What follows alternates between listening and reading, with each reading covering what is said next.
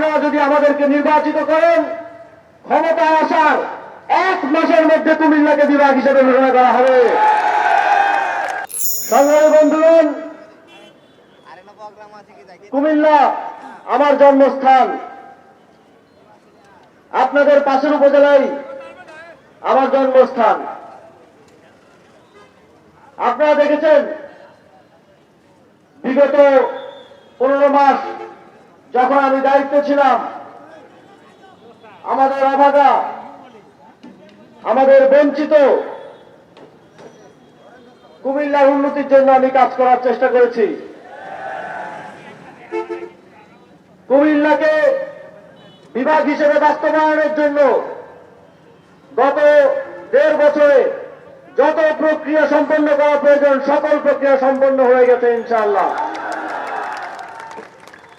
শুধুমাত্র একটি ঘোষণার অপেক্ষা মাত্র। কোন রাজনৈতিক দল যেই ক্ষমতায় আসুক, কুমিল্লাকে বিভাগ হিসেবে ঘোষণা করা ছাড়া এখন আর কোনো উপায় বাকি নেই।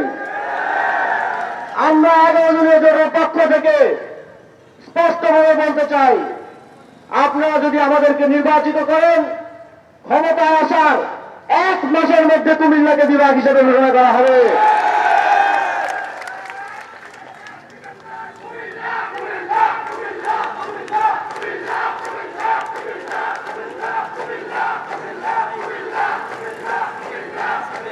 সংগ্রামী বন্ধুগণ, শেখ হাসিনা কুমিল্লাকে নিয়ে তার বিশেষ ধরনের কষ্ট ছিল, আমরা জানি।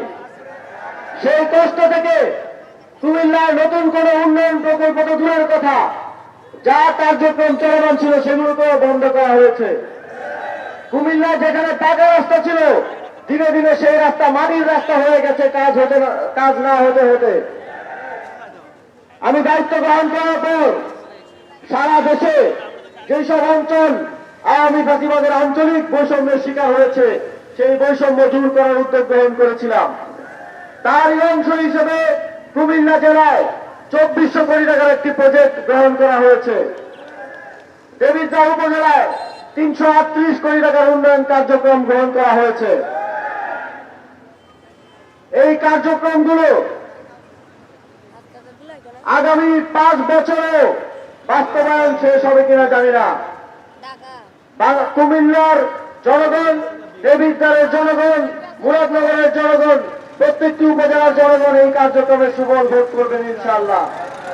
তবে এই কার্যক্রম বাস্তবায়নের দায়িত্ব আপনাদের।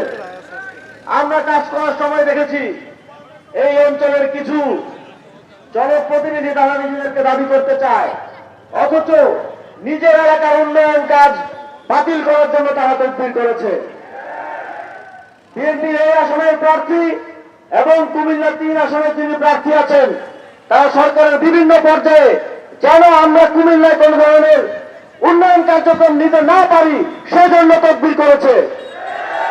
তারা এমনকি তাদের দলীয় বড় নেতাদের মাধ্যমে প্রধান উপদেষ্টার কাছে পর্যন্ত নালিশ পাঠিয়েছে যাতে কুমিল্লায় উন্নয়ন কার্যক্রম গ্রহণ না করা যায়।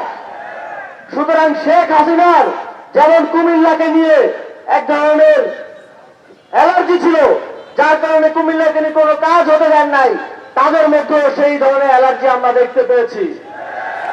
যদি কোনো মতে আল্লাহ না করুক তারা নির্বাচিত হয়ে আসে, তাহলে আবারও আমাদের কুমিল্লার বঞ্চিত জনগণ আবারও বঞ্চনার শিকার হবে।